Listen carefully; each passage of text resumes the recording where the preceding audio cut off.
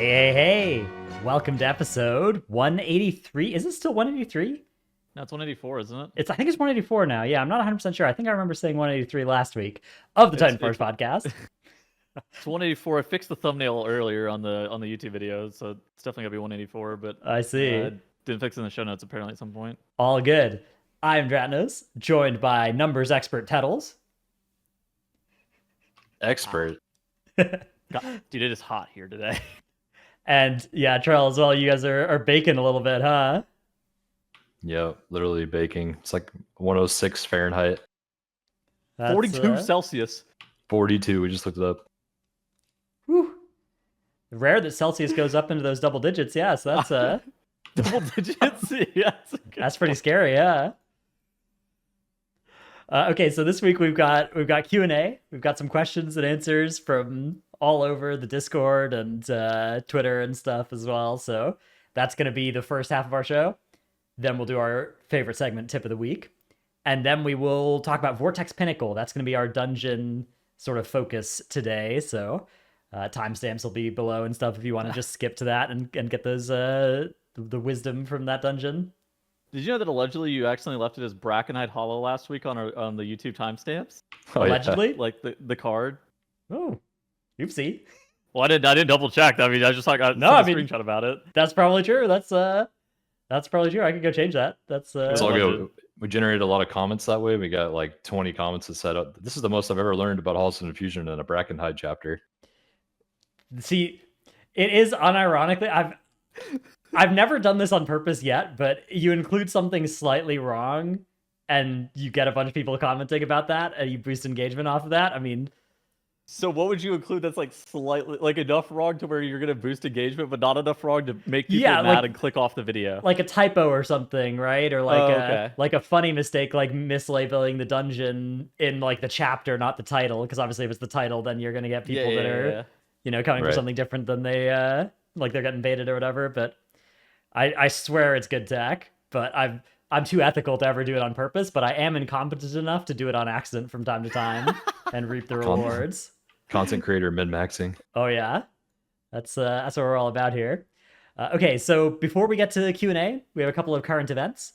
I guess the TGP we got the global finals not this weekend but next weekend, so that should be pretty exciting.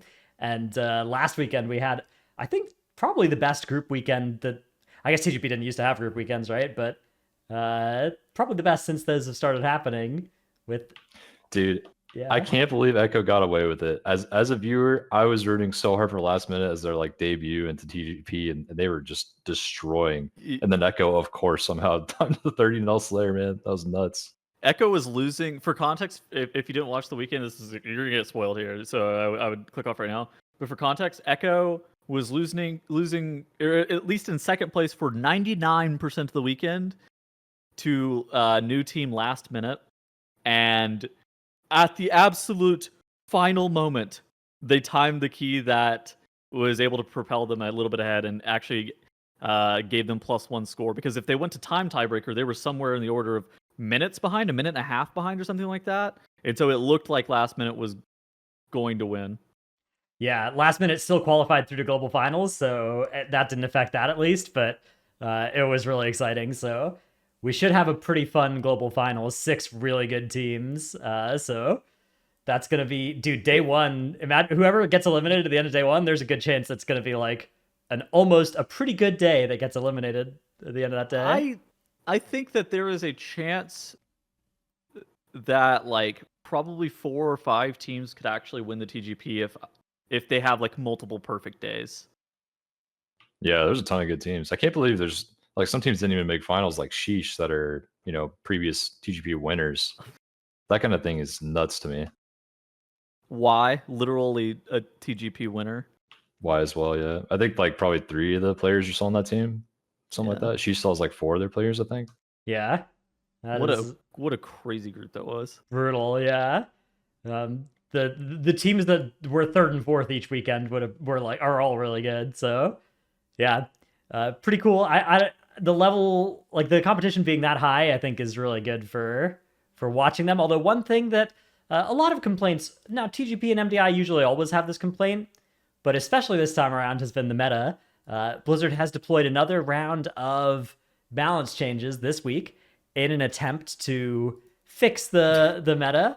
They've nerfed all 5 of the specs in the God comp of Guardian, Augmentation, Fire, Holy Paladin, and Shadow Priest. And these specs all got nerfed to a greater or lesser extent, although I think it's fair to say that the bear nerfs in particular were the lesser side of things. But, Holy Paladin, Shadow Priest got some pretty big pure nerfs.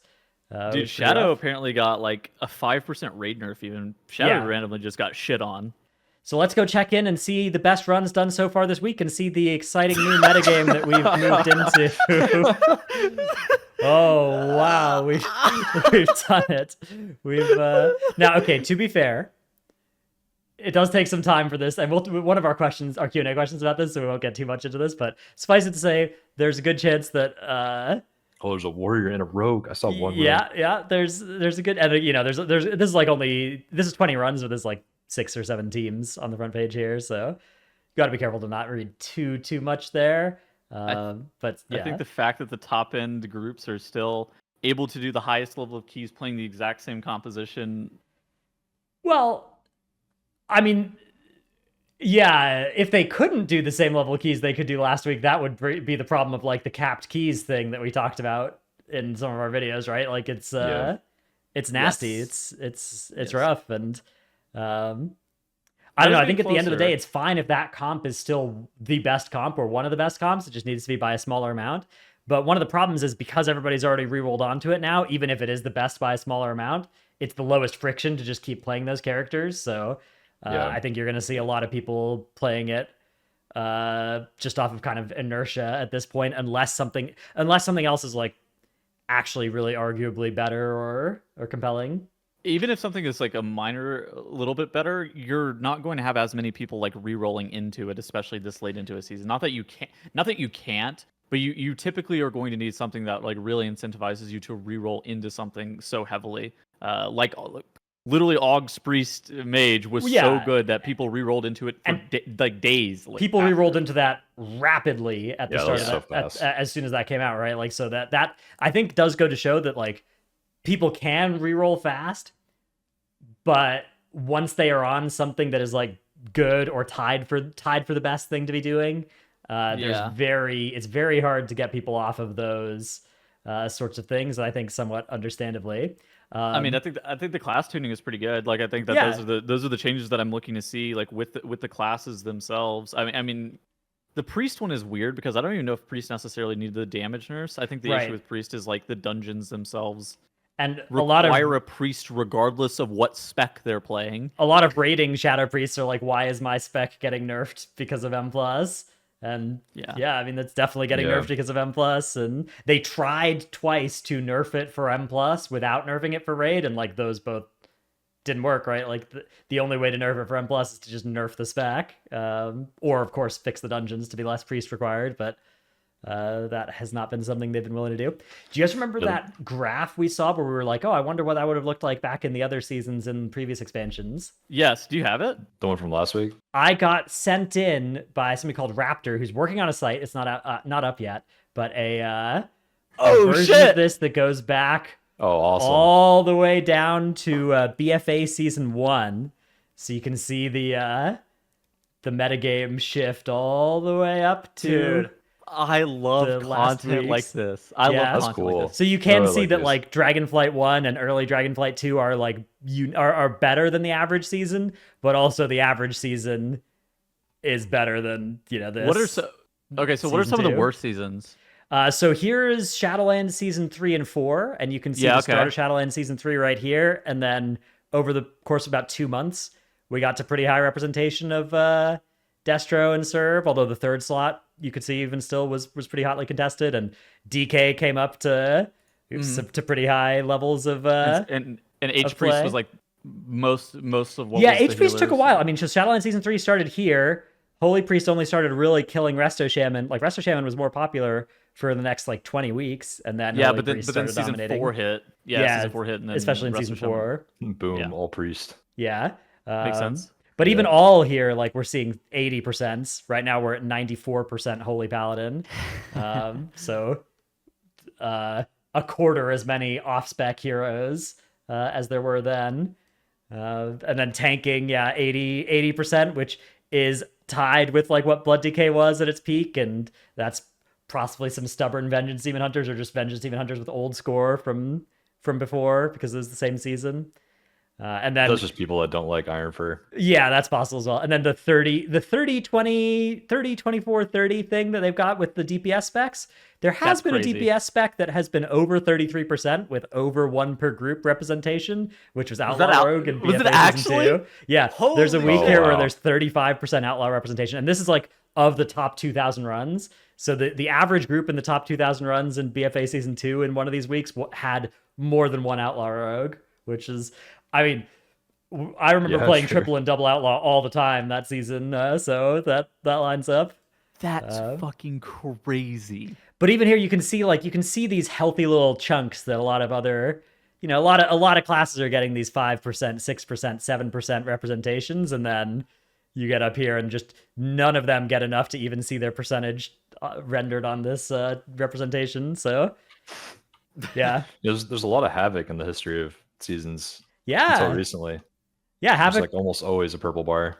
popular fun. I guess it kind of died out in Shadowlands late as well, but Havoc, then Mage, early DPS Shadowlands. Druid. Havoc, Mage, DPS Druid, I think are the ones that you see like a pretty significant amount of, yeah. Yeah, like Boomkin died in late Rogue, too. Shadowlands, and it died in BFA Season 2 towards the end a little bit. You could see it was kind of getting becoming an endangered species, but I remember you rolled off of that season, right? Season 4 was bad. So this is Season 2 we're looking at even, but yeah, Season 4 as well, which is up here. It's even worse. Yeah, you can play it in Season 3, and Yeah. it's like in Season 4 is just dead. But Yeah. like, I don't think I've ever seen anything that the fact that you look at this graph and then you go and look at the very top of it, and there are 3 specs over 30% is absolutely bananas. No, I guess Fire's at 24, but Fire's there's in 25. 2 specs over 30%. So it is slightly worse. The 2 best specs are slightly more popular than Destro and Serve were in late Shadowlands, and then the 3rd spec is also like twice as popular as the flex spot that season. But yeah, I mean, I think to me the big thing is you can see like the start of Shadowlands 3, and then there's a while before this dominates, right? But here it's just insta upon the patch hitting. But some of that might be because there wasn't a raid associated with this balance change, which means you don't see people playing on their raiding mains. You're only seeing people playing M+ for M+'s True. sake, right? That's so actually really I do very think true. it's important to say that we're probably seeing a little bit more of that effect because of that. Although Shadowlands 4, I guess, maybe has some of that as well, but Shadowlands 4 was also pretty small. Like, there's not major balance changes in that season, so... And there was still Fated Droids as well, which were sort of progression-y. Bro, this is so sick. Who made this again? Raptor? Yeah, somebody in Discord called Raptor who's working on a site that as soon as it's out, I'll surely promote in some ways, talk about. It looks pretty cool. This is so Yeah, cool. this is Thank you awesome. so much for sending this in. Yeah, very, very, very cool. Okay, let's move on to our Q&A episode thing. Let's do some questions and some answers. Our first question comes from Twitter, and it is, I guess, from X, formerly known as Twitter. Honestly, do we not call it Twitter still? Yeah, I don't know, man. I find it funny what's going on over there, but a kind of Dude, I mean, there's like a sad way. repost button instead of retweet now, but if you yeah, hover over it, there's still a retweet option in Yeah. the extra menu. retweet, quote tweet. Yeah. Okay, so I'd love for you to talk about, is it too early to bring back Shadowlands dungeons for M+? We only had 2 rather short seasons of M+ with Tazavesh, for example, and I do think that with some tweaks, the Shadowlands dungeons would still be fun. Charles, what do you think about, when do you think it would be a good time to bring back Shadowlands dungeons into the rotation? I don't know, sometime after I stop playing the game, probably. Brutal. Even Tazavesh? Oh, Honestly, I'm pretty sick of Tazavesh too. that's fair. I mean, I think Gambit was pretty good. I'm just like, I got a bad taste in my mouth about Streets. I think the casters were super annoying. I like Streets as well, but yeah, that's fair. I think we might have actually been too fast with BFA dungeons coming back, admittedly. I think this is like the earliest I would have actually even liked to see the BFA dungeons come back, like this season right now. I don't know. I'm just trying to think. Like I didn't. we have some historical context for this, which is like time walking in general and the BFA dungeons have always come out one and a bit expansions later, right? So it's like we don't have, I guess we don't have time walking BFA yet, but that'll probably be this expansion. And then we had the first BFA dungeons in 10.1. So my guess is that Blizzard would probably do the first Shadowlands dungeons returning in 11.1. We had them in 9.3 with Junkyard and Workshop. Yeah, if you want to count Junkyard and Workshop, but that was like the weird mega dungeon, fiesta. But yeah, that's true. That's true. Those I guess do count. Which ones would you even want back? I mean, I tend to just like lean towards my favorite dungeons, but like the more I've seen it played, like we got Freehold and Underrot back this season, and it's like Yeah. I mean, I think they just changed Freehold too much. They added the extra stuff they added to the Enforcers really made it just like not nearly as fun to play in the first area. And then like what they did with Cannon Barrage and I don't know, maybe the tuning is still pretty high with like the auto attacks for tanks. They I think modernized the RP the dungeon, change is though. good. Yeah, I liked what they did to the bosses. The first and second boss were good, I think, and even the fourth boss, I think the change was probably good to make it actually do something with that dagger dot. Yeah. But, yeah, I don't know. I don't know which Shadowlands dungeons I would like to see back besides maybe the Tazaveshes. I don't know. DOS. I don't know about DOS. Oh man, I don't know. That guy don't know, just man. immediately recoiled as soon as I said You I just don't know. like think about DOS and you just think about how much you have to run from one pack to the other in that dungeon and how long it takes overall. Yeah. I liked parts of most Shadowlands dungeons. I liked parts of. I just the whole experience of most of them was pretty low for me. So my judgment on that expansion is very heavily clouded by the state of the game. I think That's the fair. state of the game and like how I felt about the game really impacts about how I feel about those dungeons. Where I'm like, to hell with all That's of them. fair, yeah. yeah, so maybe there's some rehabilitation possible, right? Like if they can take Freehold and maybe arguably make it a little worse in some ways, although I think still mostly make it better with the bosses. Maybe they think can they made it take some of better. these dungeons and make them better. I think the thing with Freehold is they made it better. I just don't think it it just doesn't capture the exact same experience that you had whenever it was current, right? Or back in Yeah. Yeah, that's a good way of saying it. Yeah, I agree with that. Because I do think, I think the bosses are so much better. Although the first boss can still randomly shoot the same person 3 times in a row, which is annoying. I don't like that. You would okay, if you had the option, you would 100% have sent this version of Freehold back in time to whenever BFA was current, right? Like you would have sent that to us without us knowing that we had that option, and Yeah, we would it's have better. we would have received it. We'd been like, Because if you asked, and people did, like when people were talking about Freehold coming back, the thing that I always said is like first boss was actually really nasty and you had to hide behind the stupid plank, right? Second boss was actually really nasty and you had to hide behind a pillar, right? Like those are really bad. So it's good that they fixed those. Maybe the Enforcer is a little bit too hurty though. Yeah. All right, next question comes from Coldylocks in Discord that says, with being able to farm M+ for gear basically infinitely, but raid only dropping gear once a week, then the catalyst being introduced for tier, feels like raiding is no longer the main gearing mode and more about prestige. So to bring raid gearing in line, what do you think of raid gearing adopting the catalyst/crest system? By which I mean you can get gear drops from bosses for as many weeks as the raid has been out and you've not looted. For example, if you miss a week's raid, then you can get loot twice the following week till you're caught up. Wait, so I could log on a new tune and just get 14 pieces of gear Yeah, from a boss? I assume. Calm okay, down. I'm just kidding. I mean, obviously, like it would make the alt gearing up experience be walk in and kill a boss and open the pinata. Although realistically, it would make the warlock 7 weeks into the patch experience would be level up a warlock, kill heroic Echo of Neltharion. Did I get a trinket? All right, make a new warlock. Which that would be maybe not very good. Although you could make it you still have to kill the boss that many times to get the loot, right? Like it's just like you can get locked out up until the amount of weeks that have passed.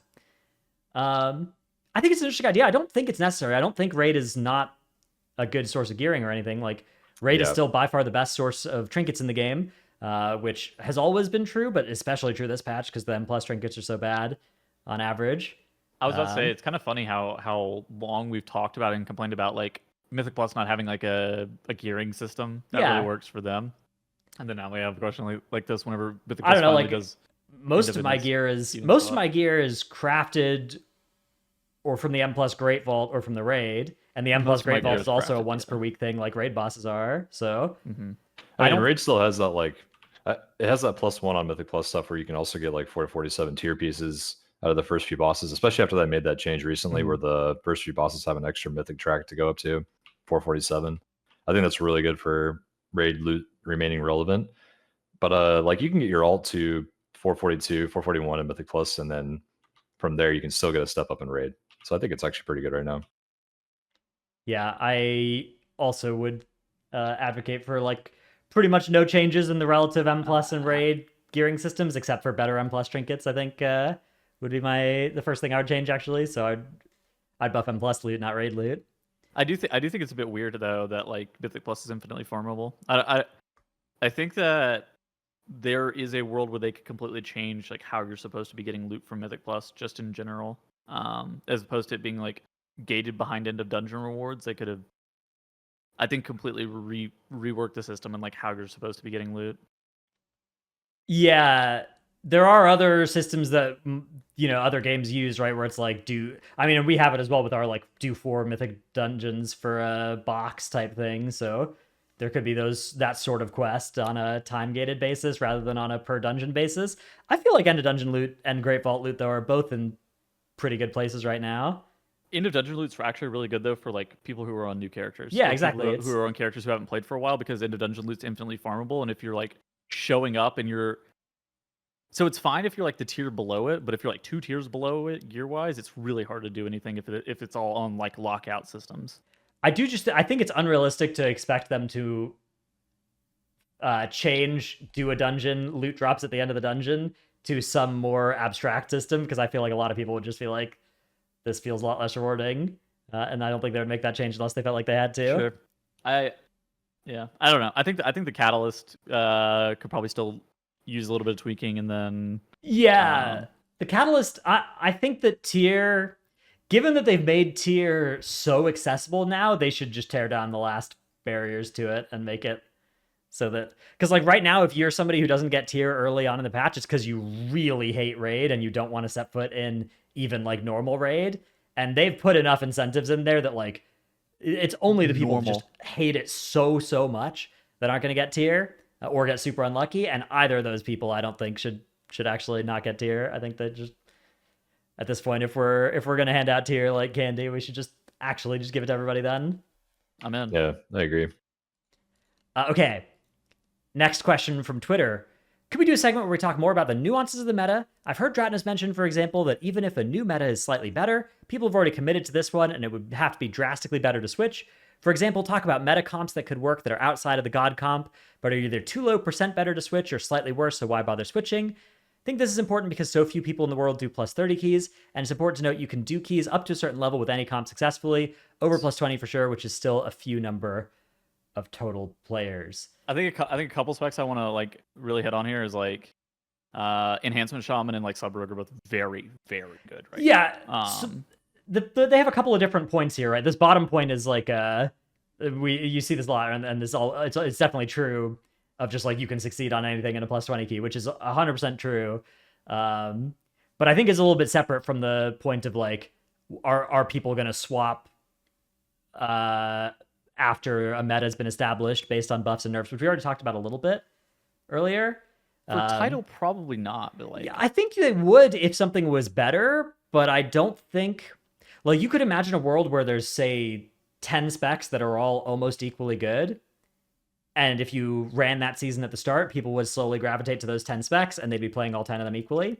But if we instead started with a season where 5 of those were overpowered and 5 of them sucked, and then we buffed the 5 that sucked, you would still see a lot more people at the end of the season on the 5 that were overpowered from the start, even if they're now at the equal level.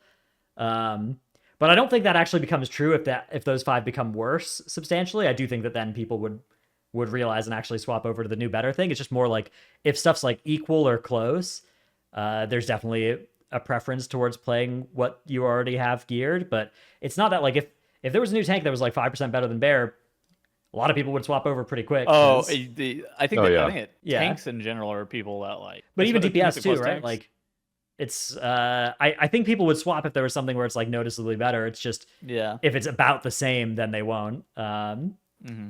But yeah, I mean, I think the effect on the lower key levels is an interesting one as well, because that might lead to the lower key levels having too much of a prio for the god comp post nerf than they should. But I don't think that's super likely to happen. Like, I think that, you know, people in Group Finder would rather their groups fill quicker and would rather be accepting more specs if they don't feel like something is way better, which obviously, like, this is kind of on a population scale and each individual group leader is stupid, but as we kind of zoom out to the bigger picture, the amount of like AUG required, priest required stuff, I do think will go down pretty quickly if those specs stop being like multiple key levels easier of making a plus 23 key feel or a plus 20 key feel, which I think AUG was definitely in that spot before. And the problem is I suspect AUG is still in that spot, so I'm worried that this is that we're still going to see that effect in the lower keys. Yeah, I think so. Although I will say in pugs that I've been playing a mage a lot, which is meta, so ignore that part. But in the pugs I've been doing, we're in the 23 to 25, 26 range. Often there's a non-meta spec in one of those, like a DPS warrior or a windwalker. Even today, I did a 25 and a 26 with. You can definitely do a lot of these like slightly lower keys with some non-meta specs, but especially if they're supported by several meta specs. Yes, That's typically how it goes. That's the way it always is, though, right? Like it's easiest to play something that is non-meta if you are also supported by things that are also in the meta, right? I think that's just the nature of it. I mean, we talked about that before. You're never gonna realistically, you don't want to replace like all 5 meta specs with something completely new, like a completely different composition.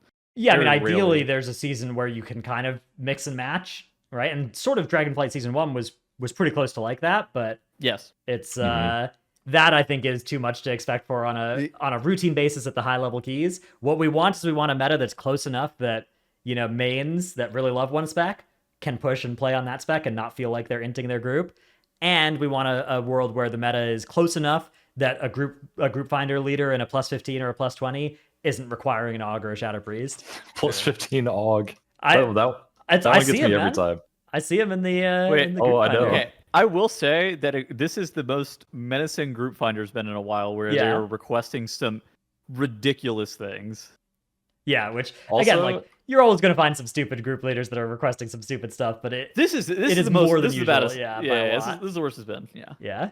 It's also really funny if you search for like high keys in Group Finder, it's kind of turned into like a Twitter situation where if you scroll over, sometimes there's just someone sitting in LFG just to make like a public statement. They just have a paragraph typed out in their description of the key. It really cracks me up. They just made a tweet. Yeah. The best one I think so far is like someone was like, I don't know what you guys are doing. Stop conforming to the meta. Just play non-meta specs, and they just like had their key in Group Finder for hours saying that. That's good. That's good. All right. Next question. What is on our wish list for season 3's dungeon pool? Jeez. I feel like they hit my wish list for season 2, right? Yeah, like, season 2 has some good ones. I think. Let's see. Wasn't there like a leak some time ago? I don't even know that if it's was true. Oh, that leak was was awful. Fake news media. That had like King's Rest and Toldagor and Siege or something. 2 of those 3 dungeons were on it or something. I just remember Siege and King's Rest. It was Siege and King's Rest, and I remember I looked at that and I was like, "There's absolutely no way they would do this shit." They would not. Siege of the Triumvirate was on there. Yeah, I think Seat is the wrong unpopular Legion dungeon to rehabilitate. I think it's Cathedral. That's what they should bring back. Low key, that's fun. I still don't even know if Seat was bad. Like genuinely to this day, I don't know if Seat was bad or overtuned. Like it was one of those things that it released so overtuned and stayed so overtuned. I'm not sure how I feel about the dungeon because I know we were playing like large portions of that dungeon wrong. I think Darkheart Thicket is pretty likely if this Emerald Dream theme is more than just the 0.7 patch. If that goes into the 0.2, then that's pretty likely, although not necessarily on my wish list, but seems likely. Maybe Everbloom as well. That also could kind of tie in, if they're going for some thematic hooks. I could buy Everbloom. I think that. Yeah, although Everbloom, they probably fixed the skip that everybody did. Would be my guess. It's already been fixed. Yeah. What do you guys think about Darkheart if that were to come back? I feel like it has some pretty big issues. Yeah, they fixed it up a little bit when it became a Legion time walking dungeon, right? Yes. But Still has some issues with Yeah. cat leaps one-shotting and count problems. Don't the Bears? The Bears are just gonna one shot with their AOE again. Bears aren't were they? better. They fixed up the Bears a little bit, Okay. but What about the last boss? I think that was also better. I mean, they yes, they did also fix that. But like the problem with Dark Thicket was that the dungeon was 3 one-shot bosses, and that was the only difficulty of that whole entire dungeon. Was So you- 3 one-shot bosses. You nerf those, and then what's left, right? Yeah. Like a quarter star situation, right? Where it's like, this is the only hard part. I feel like they would. So of course they would remove like the pure one-shots from those bosses, or like the spammable one-shots. But then they would have to probably like rework how the bosses work to at least give them a little bit more of a challenge, and probably rework the trash to make sure it's more than AFK lashers, or whatever those flowers were. All right, next question comes from Fiery Aspen in Discord, who says, outside of M Plus and Raid, what are your favorite things to do in WoW? Tettles? What you got? God, this is gonna sound so dorky. I actually like flying around the world, like flying around the old world. Okay, that's cool. Sometimes, if you're friends with me on BTAG, sometimes you'll see me like literally flying around in some random ass zone. I'll be in like Booty Bay or something, just like flying around, just like looking around, like or like I'll like summit to the top of Mount Hydra and just like look at everything. But it's kind of cool. Yeah, I remember in the pre-patch I was soaring around Kalimdor a lot on my evoker. I used to love Veil of Eternal Blossoms before I got sent there with like the corruption patch. I used to always love to fly around the mob zones because I used to think they were so cool. Yeah, that's fair. That's a good answer. Yeah, I do a lot of the like little trinkety, like the time rift stuff, and the assaults or whatever thing is current in a patch. And then like farm random achievements or raids for Mog or mounts or whatever sometimes if I am bored. You into pets? No, I don't really pet battle. I pet battle when there's pet battle world quests that give rep that I need. Okay. And so I have like I have a sufficient knowledge of pet battles. I've got some friends that pet battle a lot, but I'm not a not a pet battler myself. I used to be really into pet battles in like WoD and Legion. Yeah, Legion had some. It was the Mechagon and Najatar patch where like pet battling was big. Yeah, I remember that was like for power level. that. You got to pet battle that patch, which was stupid. But that's the last time I got my like Anubisath idol and my Unborn Valkyrie or whatever. It was just yeah. Charles? I got nothing. I really have never been a T-Mod guy. I don't like to just wander around the world. I don't know when that stopped for me, but like the WoW is just like a purely log on and play ranked ladder kind of game for me, and then log off. Fair enough. Was it ever like a casual game for you where you would Yeah, when I was a kid. Yeah. I leveled my first character when I was a kid was like an orc hunter. I remember taking like months to level up to 60 in vanilla WoW. And then I didn't really play after that until Legion when I was like 19 or 20 or something. But ever since you came back, it's always been like competitive ladder game for you? Yeah, pretty much. That's fair. All right. Next question from Twitter. From a new listener who's new to M+. Are there any seminal and evergreen past episodes we recommend? Ooh. We've had some good ones for sure. We've had some good like new to M+ episodes. There was one that we did that should have written that comes some down. to mind that we were talking about how to get into groups, right? I think that's probably one of the better ones where. Yeah, let me look through our backlog and see if we've definitely done one or two of those. I don't think that. I don't know if there's actually gonna be any in the GG WoW channel the evergreen ones that are like that. I'm trying to think. I think our backlog should go all the way further back, although maybe it stops like 100 episodes ago or something. Yeah. See if I can find some. So I think the one that's like probably the best that's like coming to mind is the one that talks about like how to get into groups, how to form groups, how to just like join and be part of communities in WoW. I think those are the ones that are like 146 tips for getting into Mythic Plus could be a good one. That could be a good one. Because that was a start of the expansion. That was before the start of the expansion. Yeah. Just before. Yeah. I think other than that, like any dungeon specific episodes like we've been doing every week, honestly, are pretty good.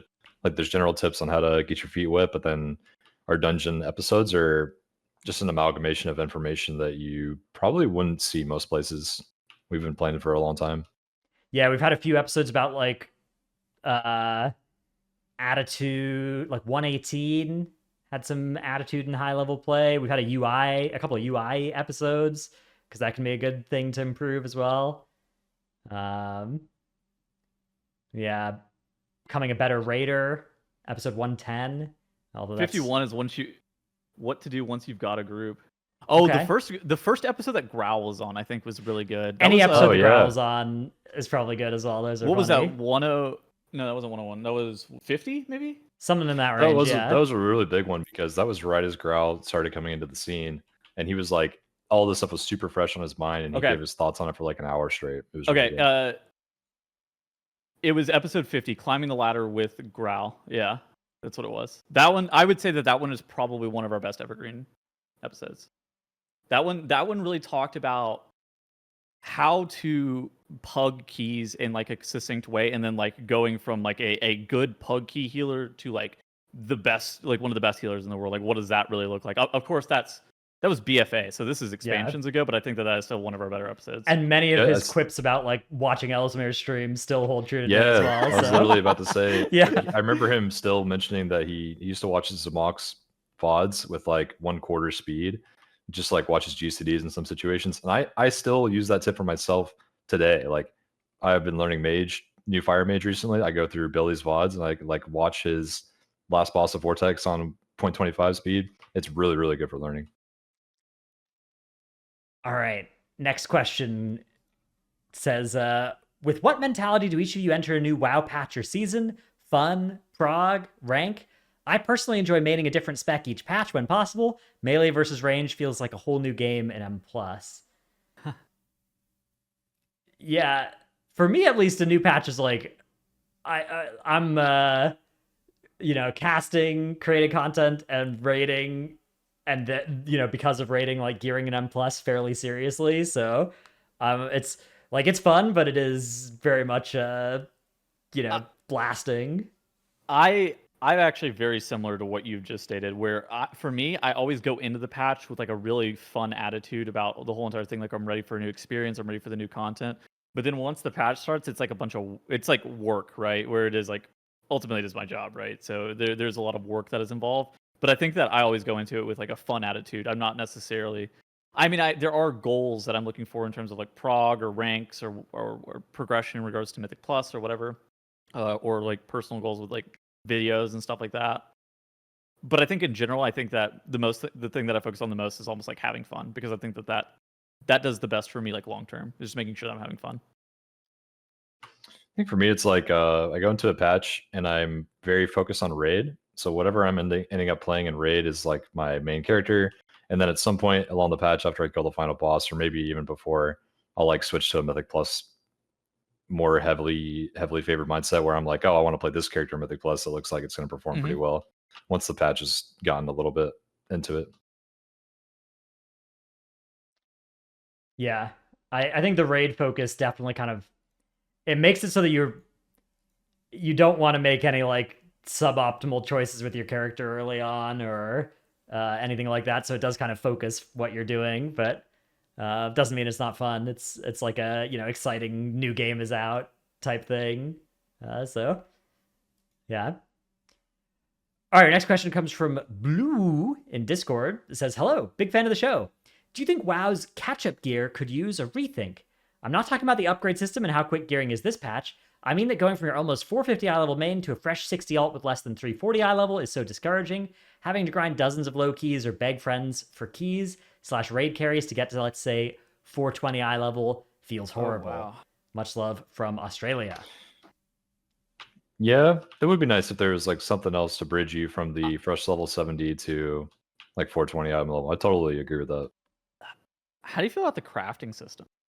It's pretty good, but it's expensive. Like gold-wise, it's expensive to turn each Spark of Shadow Flame into a 424, which you can do. I mean, so at this point in the patch, catch-up is already, getting to 420 can already be done without any carries needed. Like, you do a couple of time rifts, you get some 402 veteran gear out of that.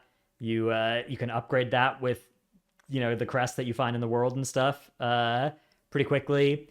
You can get some like 415 and 402 stuff from Farak Assaults and from some Zeralek Caverns content. You can get the 424 Spark gear, but all of that requires you to do that kind of garbage content on your alts from a lot of people's perspective.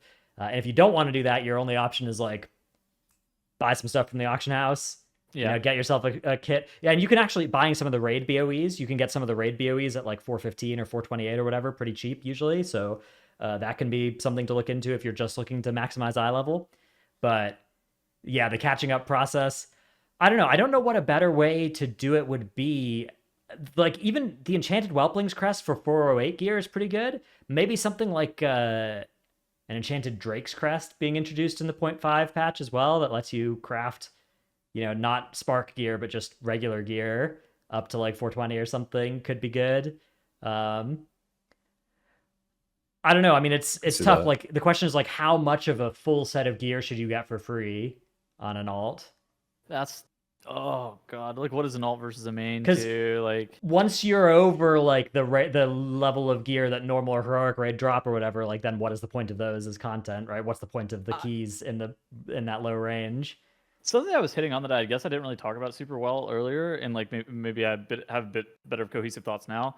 I feel like there is an issue of like leveling a character, and it's not because logging on a character that is one patch old is way, way, way different than gearing a completely fresh level character. 100%. And I think that there is maybe an issue with like the item level that you pop out at just like fresh on level 70 or whatever we are now. Yeah, what if they made like a gear floor where you hit 70, it gives you like the previous tier's normal raid item level set or something like that. It's like once you're past the first season of an expansion, there's like some floor raising system for your gear. I think that because it's definitely going to start to become an issue like next tier, right? Where it's like, well, there's like the Dream Surge gear is I think champion track that you can get from the 10.1.7 world content. So that is like better catch up gear. Champion track is pretty good, but that's like normal raid this tier gear. Yeah. But again, it's like, is catch up gear a good thing if you have to spend like 5 hours total of doing whatever outdoor world content or forgotten vaults or whatever things to actually get that gear? That's an open question because like a lot of people just do not want to do that, and reasonably so. Is there good catch up gear in 10.1.7? It's champion track, I think, from Dream Surges. I'm not sure how. I haven't done any of the PTR stuff. I just looked at the posts and things about it, but I don't know what the time investment per piece of gear is or how many you can farm in a week or whatever. Sure. Because when did we get the ring? Was that 10.0.7? That was 10.0.7, and that patch you could also get 411 catch up gear if you farm the Forbidden Reach on that character and you got those upgrade tomes. But very few people like engage with that because a lot of. Yeah, I think a lot of people in our circles that are like gearing alts or like having splits and stuff like that would end up like gear like random characters with that right Waking Shore gear. Everybody we know would prefer to gear their characters with M+ ratting or raid ratting rather than like I'm doing it right rather than like than something like a outdoor world grind that actually had probably more total time involved. Sure. So. Yeah, I don't know. I'm not sure what the answer is for that, but I do think that it can be pretty demoralizing, especially if you're low on gold. If you're playing on a server where you don't have a lot of gold and you don't want to buy a WoW token, which most people don't. I get it. All of these like auction house based solutions are like, well, I don't have 30K to buy a set of gear for this second or third character of mine. That's not something I'm gonna do. I do not know how I'd play this game if I didn't just have infinite gold from raiding. Like, dude, yeah, especially honestly. With profession. Like, if you want to craft Enchanted Aspect Crest, that's like, I guess it's cheaper now. Dracothus has been tanking, but still pretty expensive. Dude, it's like I'd say it's like 120K to gear out your character with Spark gear with all the current sparks you can get. I just geared a mage, and I'm pretty sure I spent like maybe 100 to 110K on just crafting stuff, and then another 34K on consumables so far. You mean you don't have a guy for that? I mean, I get all my crafts for free. I'm just talking about the materials. Just the cost. It's just so you mean you don't have a guy for that too? You don't get free stuff? Dude. Oh, no. We just sent it to some guy in our guild and it just shows back up. That's pretty good. I'm so disconnected from the system, honestly. Yeah, I mean, well, a lot of guilds will like fund that for their raiders, but then Yeah. you do pay for that. You pay. I'm gonna sound like an American here, but you're paying for that out of your taxes, man. They're taking that out of your sales cuts. It's Yeah, of course. Yeah. you pay for it eventually either way. Not. I just don't see the Social Security taken out there. Yeah, exactly. All right. Next question here. With about a month of playtime now and a few balance changes, do you guys feel like augmentation is shaking out in Raid? Since we know M plus is the whole other discussion, are we on the side of it needs to be removed, or are problems solved with the new Warcraft logs damage meter? I think AUG can be fine in raid. I do think in 20-player content there is enough space and enough characters that augmentation definitely can be fine. I do think that there is an issue of stackability of the spec in general. The fact that they can buff one another in a way that wants to makes you want to bring in multiple copies of the specialization if they're good, or no copies of the specialization if they're bad, is like a kind of a weird dynamic. I think that might maybe should be looked at a little bit, but I think that they're mostly fine in raid. Yeah, I don't think the logs damage assignment issue is the biggest one with the spec. I know a lot of people do complain about it, and I do respect it. And in a similar reason with Power Infusion, like I think that is something that is probably a negative about it. But if it's generating a lot of fun, then it can be worth it. With Power Infusion, I don't think the fun is there enough. But with AUG, I don't know. AUG, we've been playing with AUG in Raid, and I would say that it's mostly been fun for the people playing with and getting buffed by the AUG in the AUGs in our raids to like coordinate that. You hear them talking back and forth about what they're going to do. I suspect it'll be more fun during farm than during prog, because during prog it's just going to be heavily scripted, but during farm they're just going like, when you going 10 seconds, and then they're like setting off all their stuff, and that's I don't know. That's we have our dragon commanders that got four augs buffing them and then pressing their cooldowns or whatever and going, and 10 seconds. Like, the gameplay is fun. God. It's I think it's been enjoyable in raid, at least for my guild in raid. I think it's been fun, but part of that is also coming from the fact that like it's, if you do it right, you're getting more damage than a DPS should be bringing. So if that changed, Yeah. would this Do continue you to have be logs? Do you have logs for right now? Yeah.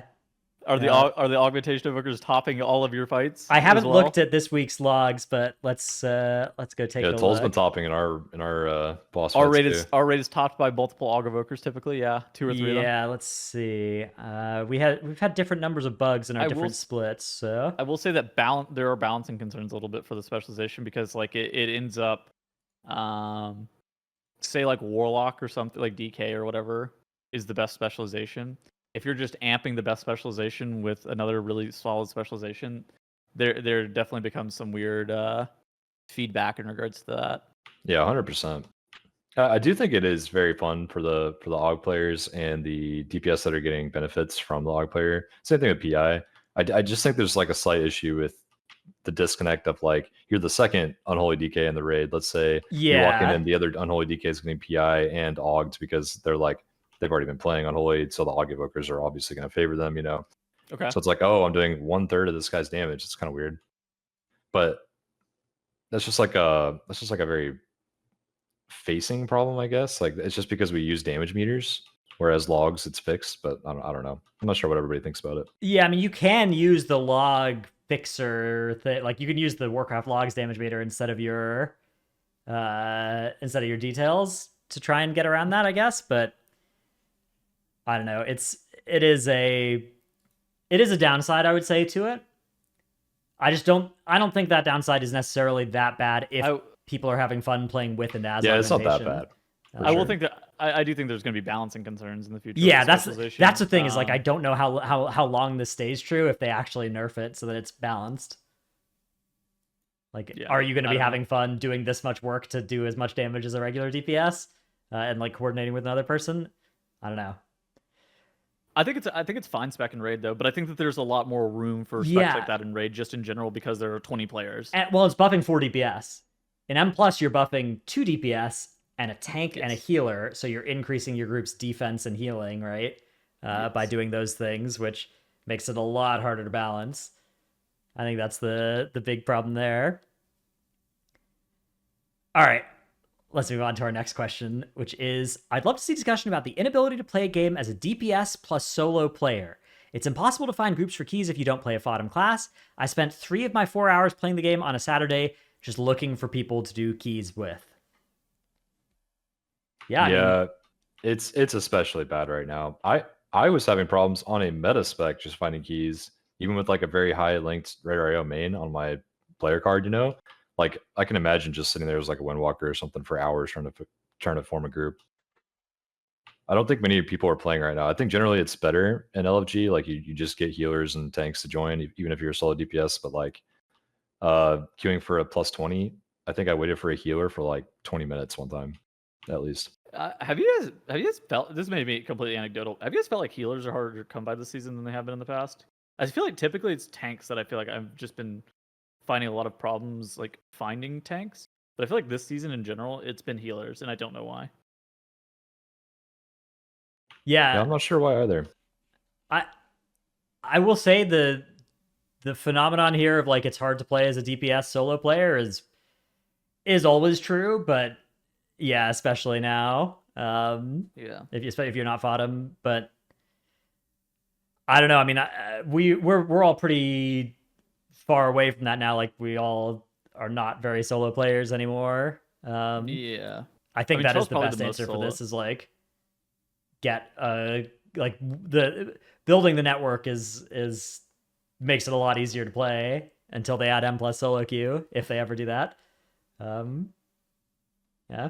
I will say that again, it's always kind of like the tried and true method of, I think that making your own groups is always going to allow you to get the largest volume of dungeons done, and you might not be able to be as picky, or you may be able to be more picky just by making your own groups or utilizing your own key or something like that. That's always going to be faster than trying to get into a group of somebody else's group whenever they're able to be picky. Although if you put your key up in the group finder and it's like a bad key level, a bad dungeon, and you're just DPS sitting in that group, you don't actually get all that many apps, all that insta.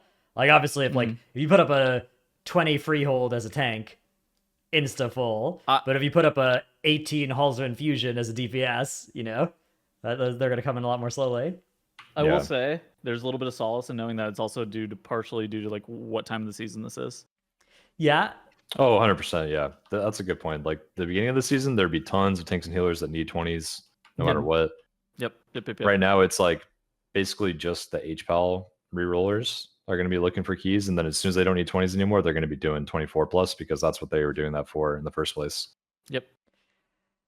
Our next question comes from Ua in Discord that says, we frequently hear about how the game is not supposed to be designed for the top 0.1%, but that the devs aim to make it the most fun for the most players. Yet the top 0.1% dominate any information exchange both among players and between players and devs. See Twitter, see +2 weekly key need AUG HP SP bear, see Twitch and YouTube viewer numbers. The Community Council was meant to remedy this, not only for the exchange between normie players and devs, but also for the player base as a whole. How do you rate the Community Council's success almost 2 years in? These are like two separate questions, right? I will say that there's a lot of things that are being stated as fact in this question that I dispute all along the way. But yeah, there's definitely a lot to unpack here. So I guess the first question is like, are top players really dominating the information dissemination? Is this a problem? And then the second question, I guess, is also, how has the Community Council fared? Has it fared well? Has it fared poorly? Yeah, that I think the Community Council part is definitely a interesting question. But we can start with the well, there's not even a question about the 0.1%, but I would say that like any game that has a content creator scene, naturally those content creators are going to skew pretty heavily towards the more enfranchised players, right? Like obviously WoW has some casual content creators that do well and that generate content. And in fact, most of the biggest WoW creators are more on the casual side, but like the rank and file Twitch, 10 to 1,000 viewer category is definitely very heavily dominated by the higher end players. But that's normal. That's every game has that, right? Like it's the dev's job to correctly weight what they're hearing from those sorts of players, and they're not stupid, right? They know that that's the kind of players they're hearing from when they see those sorts of things, and they actively do seek out. And in fact, one could argue that, especially in much of the early Shadowlands expansion, overrates what they think the casual players want and don't listen to the high end players on various issues, to the detriment of the game. That was a game. I will say that, I mean, at the end of the day, like, sure, more often than not, the content creators, I think, are, like Jenna said, are going to be the enfranchised players that are tend to skew to be more hardcore, just in general. But like, people who play the game hardcore, like, hardcore is just like a term. You could be a hardcore achievement hunter, right? Like, I think like Annie Fuchsia is like a good example of somebody who plays the game at a hardcore level. She has all of the achievements done in the game. That is a hardcore player by both standards, but she's not doing PvE. She's not doing like top level PvE content all the time, or top level. Well, those PvP have achievements behind them. I think she does get those achievements though. But yeah, but you see what I'm saying, right? Like, she's not like grinding like world first level rating. Right. Yeah. Yeah. That's impressive. I think that is a good distinction, is like, because even the casual players you see, in terms of like they're focusing on the casual content, are playing a lot of hours of WoW per week, and like the kind of person who only plays WoW for 30 minutes a week is very unlikely to be creating WoW content, which does make sense. I would say that when we talk about seeing stuff like the +2 weekly key that wants a meta comp in Group Finder, and blaming the top 0.1% for that, I mean, that by definition is an action of somebody that's not in the top 0.1% that you are seeing when they're doing something like that in their +2 key. Maybe it's because of what they've seen in the high-end keys, but the fact that that phenomenon is more present now than in a previous season, like, what's changed between now and last season? Are top 0.1% players more elitist and that's trickling down more? Or is the balance environment different and that's what's causing the effect to be different between seasons? I think it's pretty clear which of those actually is going on here.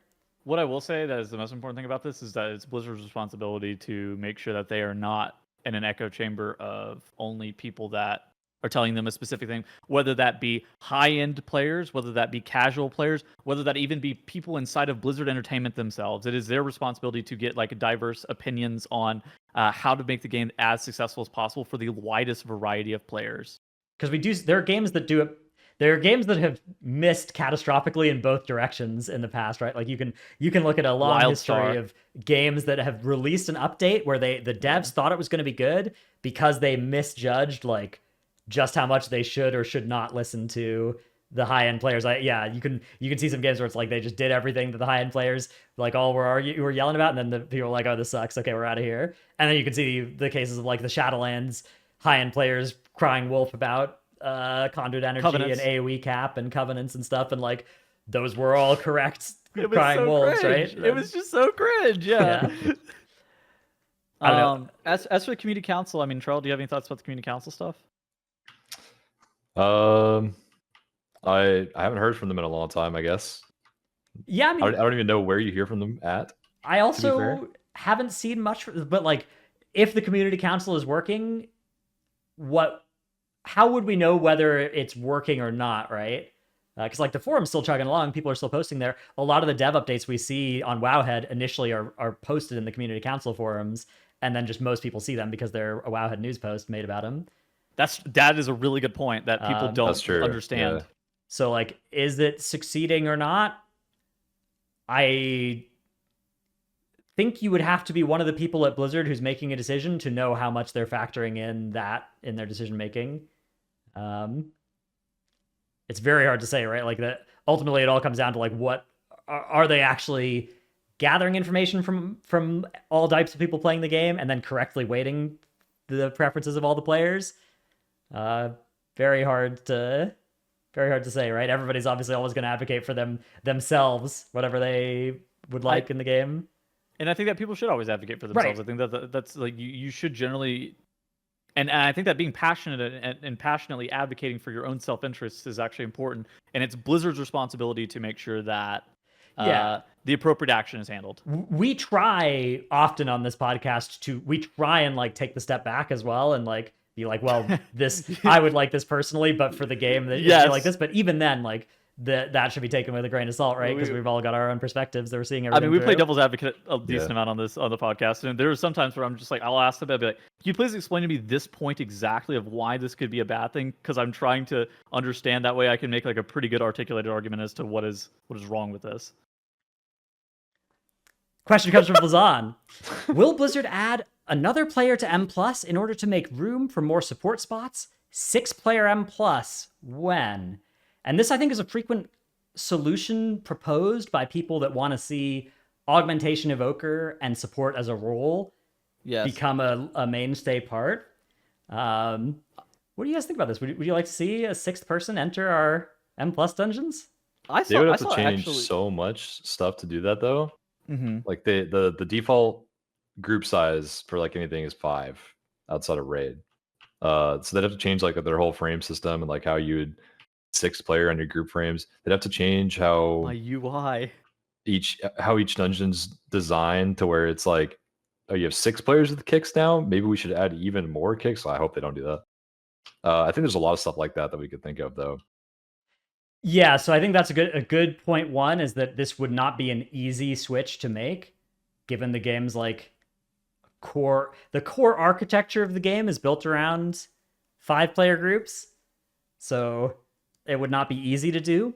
When we talk about like that person who asked us though the question about how it's hard to play as a solo DPS, one thing that would help solo DPS players play more is if there was a better ratio, like if they increased the ratio of DPS to tanks and healers. Sure.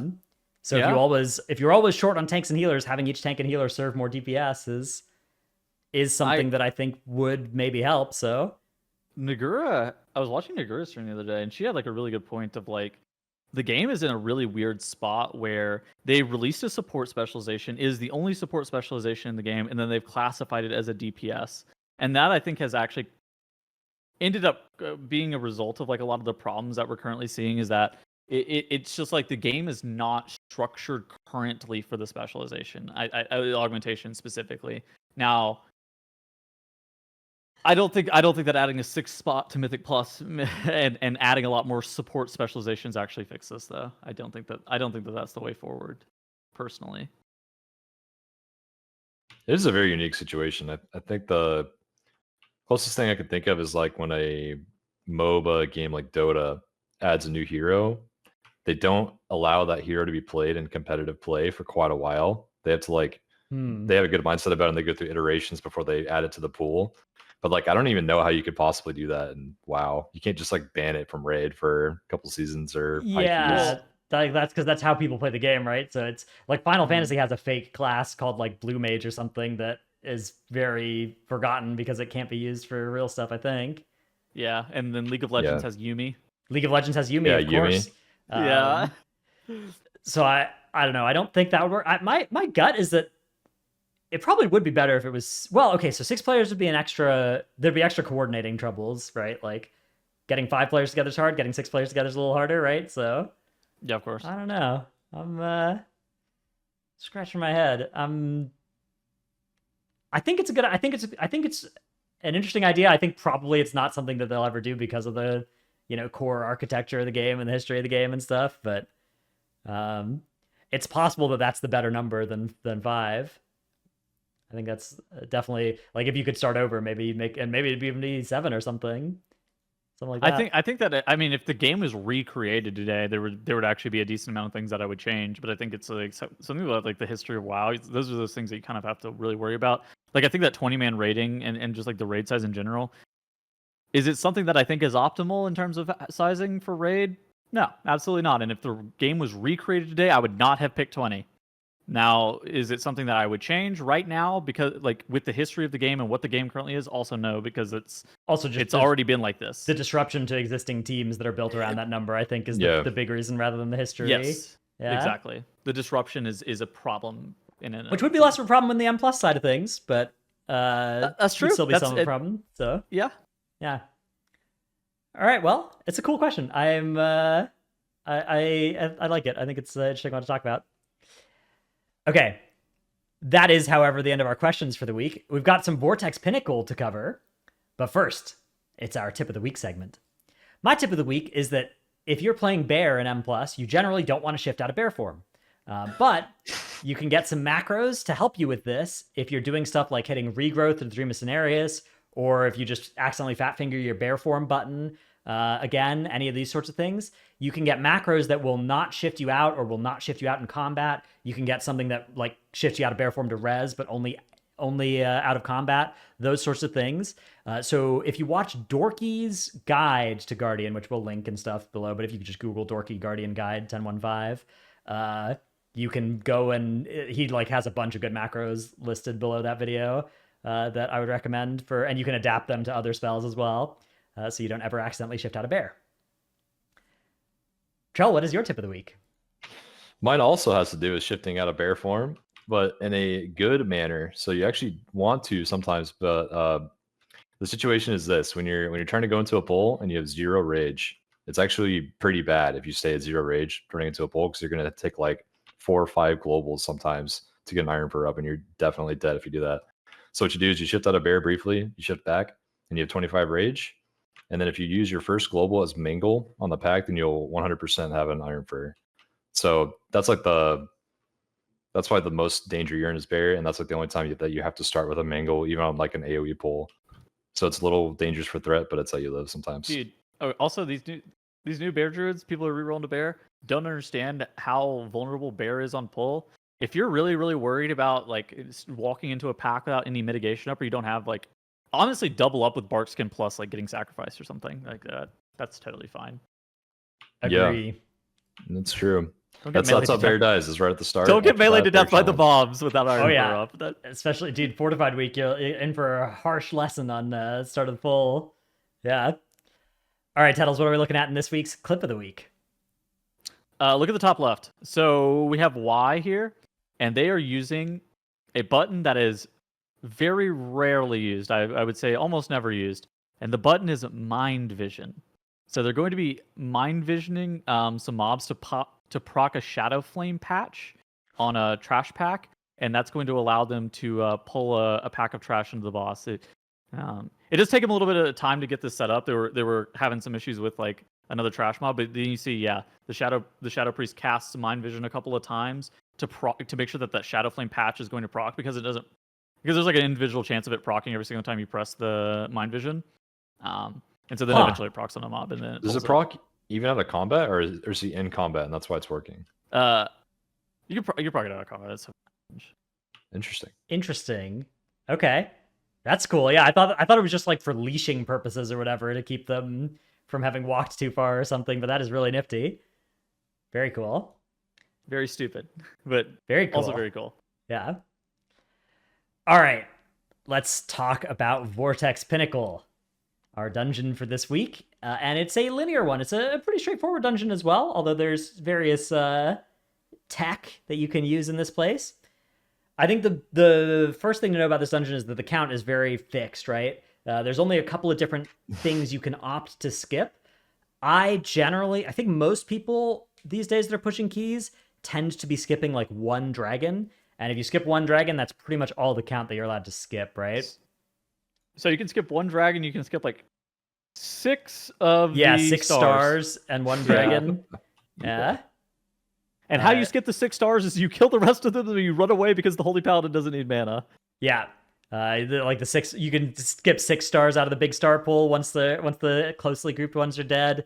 And then 1 dragon. You can skip 1 side of Squalls and Assassins. That was something that people were doing like in the first few weeks of the season, but I think that's pretty bad now. Yeah.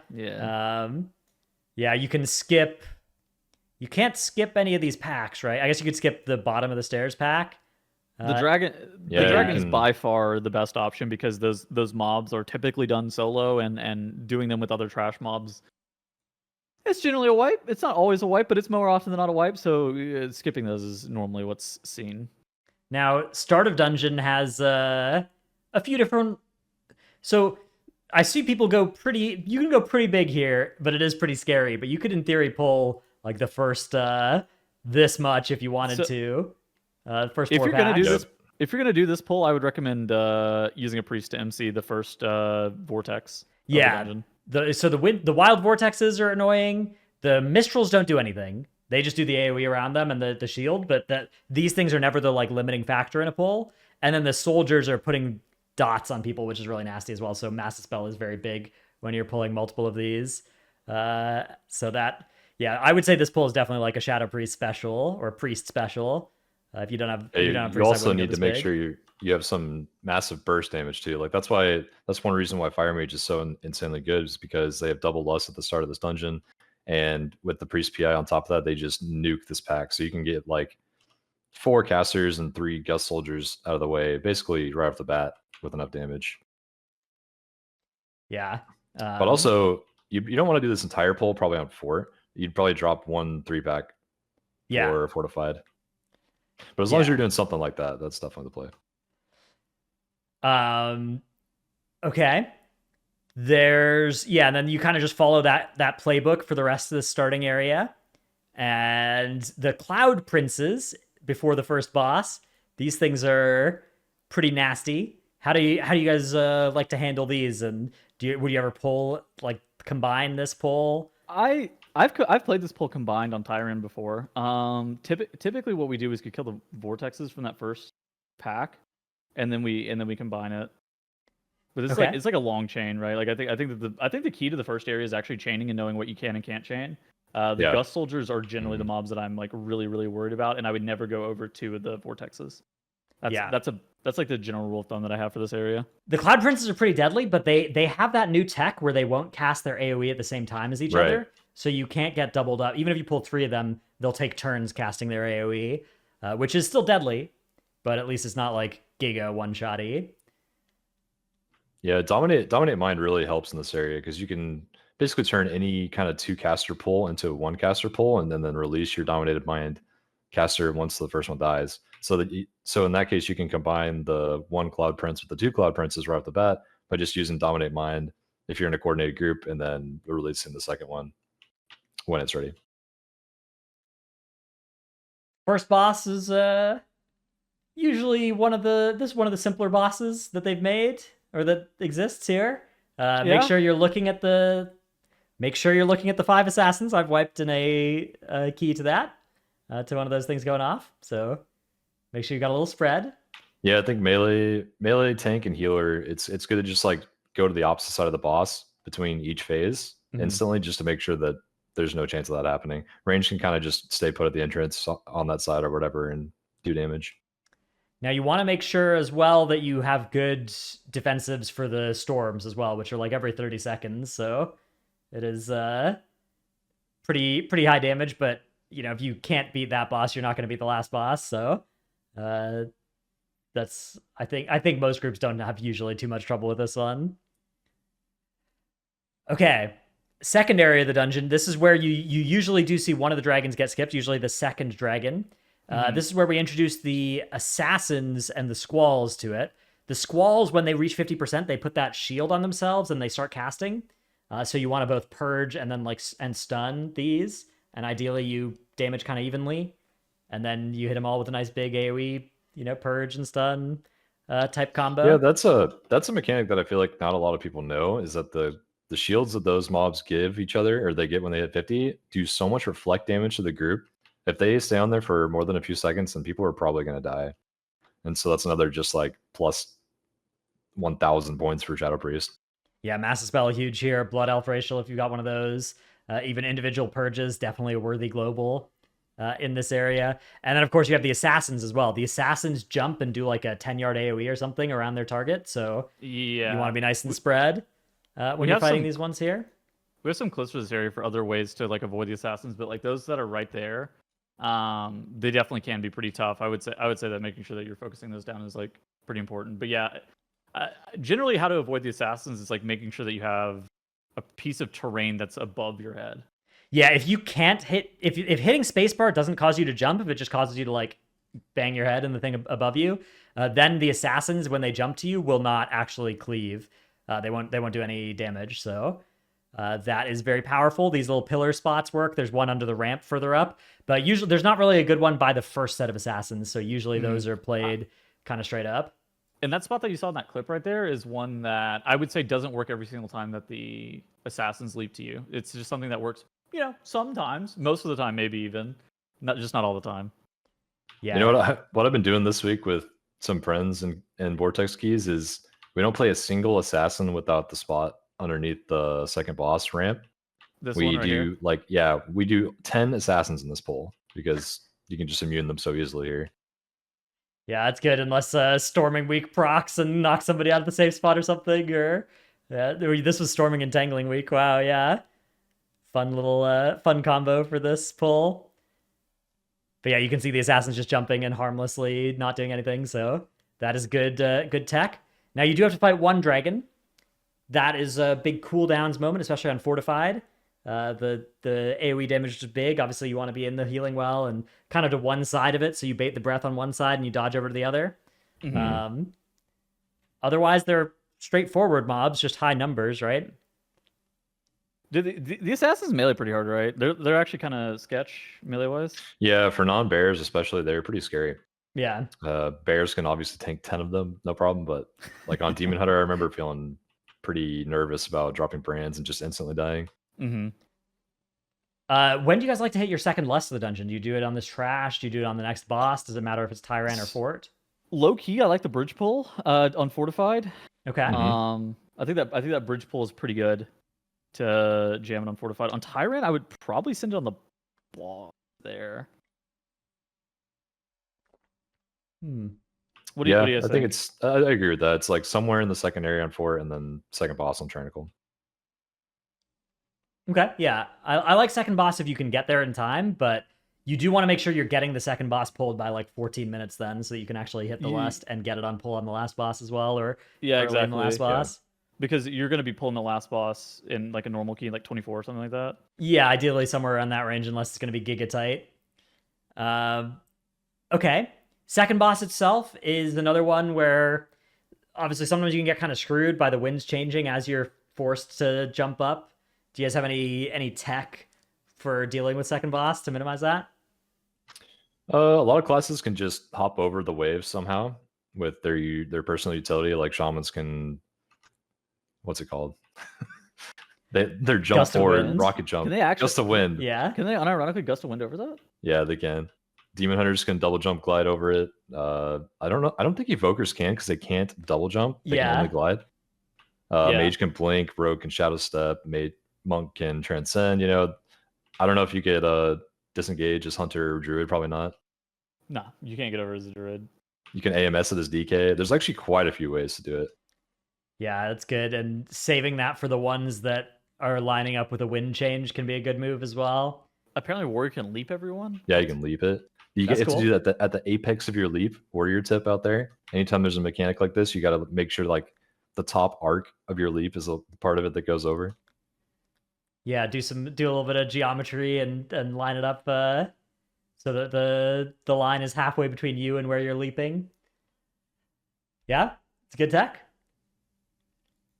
Okay, final trash area of the dungeon. I think this area is pretty complicated. Yeah, right? This is, I think, some of the most deadly stuff here. A lot of groups have been taking this bottom pull up into this next pull so that they can have the grounding field to deal with the, adepts down here and stuff. Do you guys like doing that?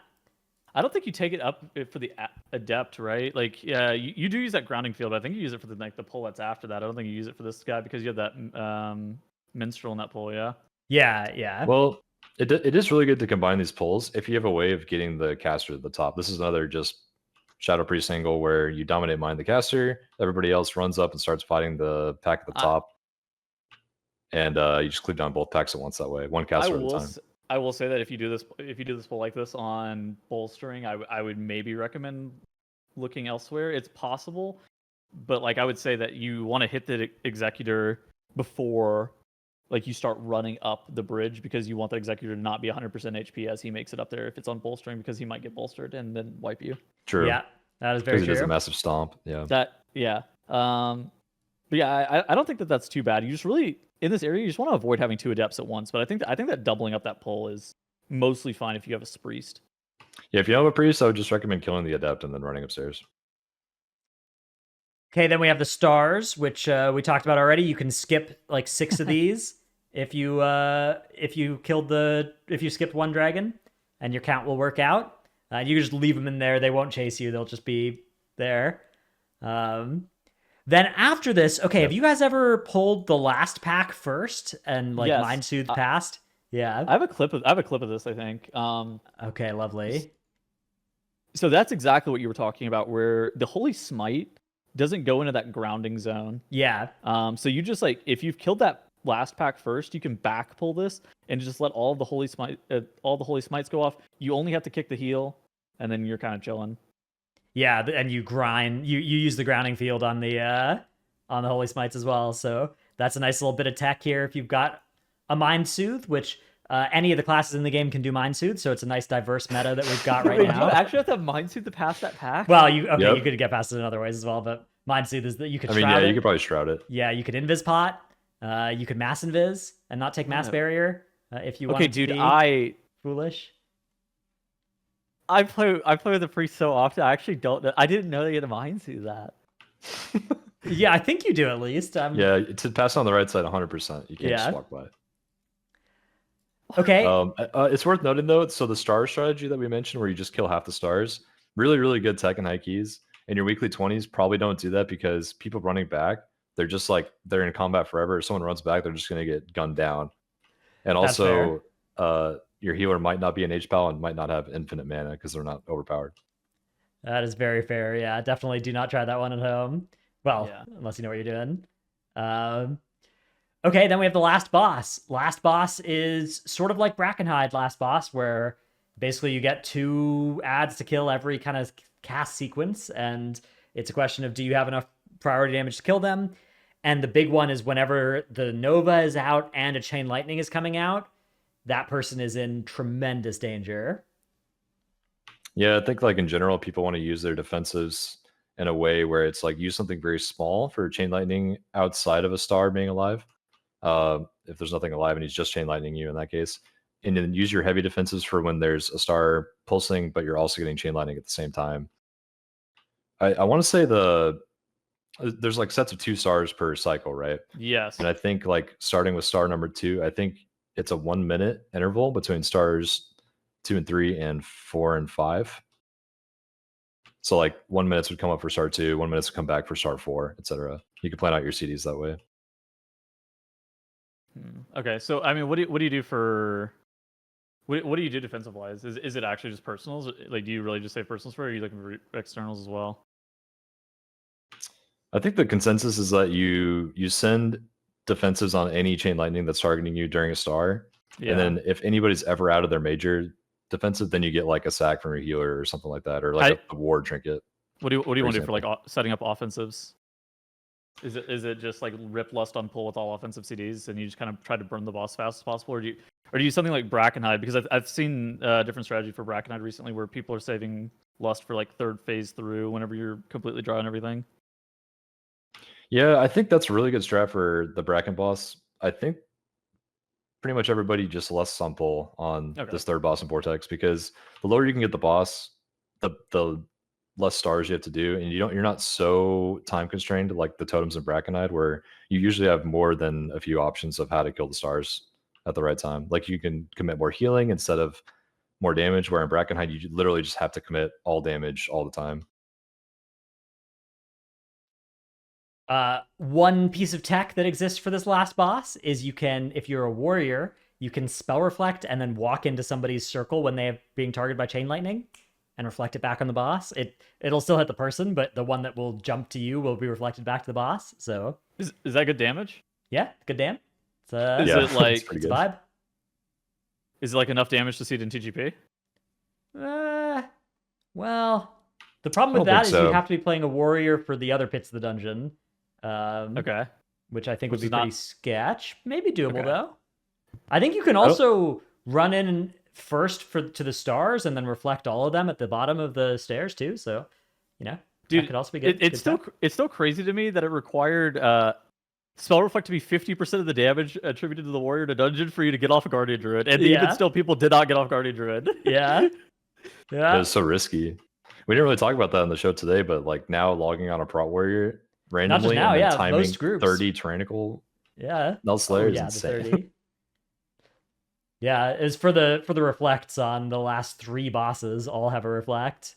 I think Vortex with just the one boss you can reflect is not enough. I guess technically you could reflect the first boss if it's targeting you. So, hang on.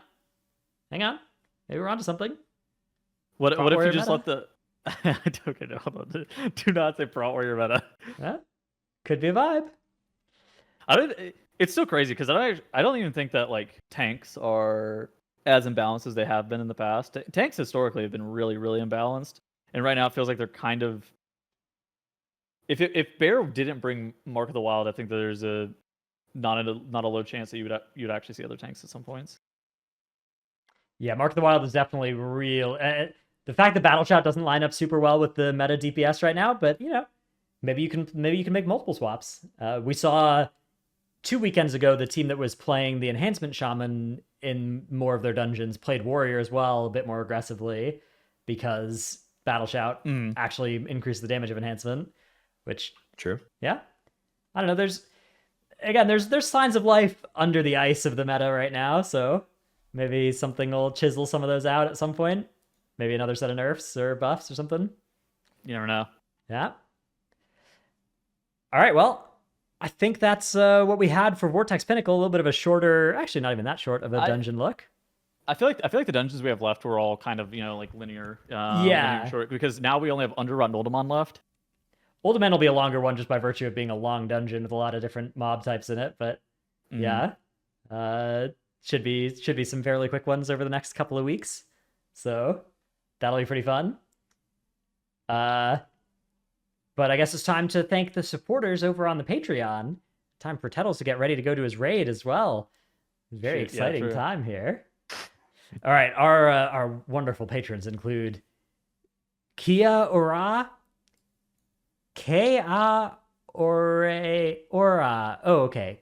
Kea Ora. So the second one was a pronunciation guide, I think, is my guess here. It was. Kea Ora, I think is what I was supposed to say there. Okay. I figured it out eventually. What time is it? Should have read ahead a little bit, but time to read the patrons trail. R.I.P. Good Soup. 6 out of 9M. The roster boss in real life strikes again. Never Nude, Ja, King of Skills, Dratnos' Dino Pillow, Chromed, Trekkie, Chewy. Dratnos, I'm awesome. Tettles, are you fucking awesome, Trell? Trell, I told you last week I'm not sleeping with Dratnos. What? I don't even. Okay, I don't get it. I don't. So get it. You see, I'm awesome. You see what they've done there? So like, it's like me saying, I'll explain it. It's a complicated joke. Tankdil, Evoke, Eevee, Year of the Sphere is extended into 2023. Bless up. No Trick, I forgot I was subbed here. Dymat, Rework Mistweaver. Arguing on the internet is my favorite kind of turn-based combat. Nyx, Lurka, have you ever tried Korean fried chicken? Gallic, Brusif, Dratnoshart's Abyss, Feels Okay Man, M Sanity, Xena. Rogue is now good enough for Prog, but still bad enough to be sat for SLG. Bless up. Red Color, youtube.com/workringer, Alphabet Soup, Druid Friends of Nevermore, number 1 Simski for Trelsky. Lurka is leaving the East Coast for the West Coast. Does anyone have any recommendations for fried chicken over there? The Thunder from Down Under needs his chicken fix. Presumably this has been finished now. There was Lurka on a nice long trip to the. It's maybe, dude. I mean, he was gone for a while, but that's fair. Okay, yeah. Well, hope enjoying the West Coast. I mean, how long have you been in San Francisco for? That's true, long time. So maybe it's start of a nice long adventure. Milk, Sife, Pone, Windwalker monks deal with nerfs by rolling with the punches. Thesaurus.com is a powerful tool. The Marsh Hare, Mage Rework Waiting Room. Thank you for listening to the Titanforge podcast. Is brought to you by Daddy Dratty, Grampy Trelsky, and the Tuttles Effect. Big Head Small Brain. King's Honor, fellow horde. It's me, your newest guild member. Juniper. Best X-Fac ever. Husky Dog, Rat Run, Jado and Honey Chunk forever. Shansi. That moment when your tank says, now where's my ranged at during Jade Serpent Dragon Boss and bricks your key. Feral Druids in the MDI, you've got to be kidding me. Oh, you don't have that yet? Boom. Sire Dematicus solemnly swears he's up to no good. The small mammal living in Dratnos' shirt. Sapphire. Pogmentation evoker buffs make me feel like a real man. Rework DKs, please, Blizzard. I will buy you an entire movie theater. Both versions are correct. I will be suing Dratnos for defamation. And theater was again misspelled here, but in all caps this time. Is it me or is Tettles a real-life fry from Futurama? And Wolfram Alpha Gamer. Thank you all for the support over on the Patreon. Much appreciated. And we did Q&A as our main topic this week, so there's no Q&A to get to at this point unless there was anything we missed or anything you noticed during the show, Tettles? Nope. All right, well. I don't have anything. then that's it. That's it for our show as well. We will be back next week with another one. We may have a guest or something. Maybe, Yeah, I think Thune is coming on next week. maybe talk about heal stuff or something because okay. he made a big video about why healing sucks in Dragonflight. So you can go check that out if you want. If you want a precursor to his take, I think it's an interesting video. It's kind of blown up, so it's pretty cool. Anyways, that's probably the plan for next week, pending, of course, as things always are. We will see you then. Later, everybody. Goodbye. GG's. Goodbye.